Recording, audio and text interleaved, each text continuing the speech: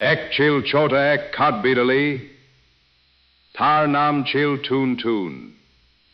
সে সারাদিন বনের এদিক ওদিক দৌড়ে বেড়াতার খাবার সংগ্রহ করত, কিন্তু টুন টুন খুব অলস ছিল।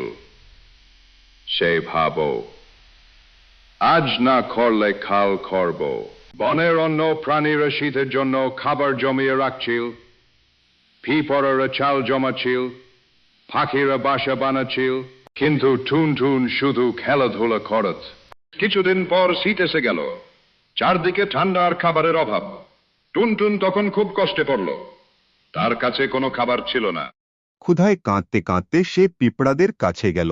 পিঁপড়ারা তাকে একটু খাবার দিল এবং বলল, সময়ের কাজ সময় করতে হয়। সেদিন থেকে টুনটুন আর অলসতা করল না।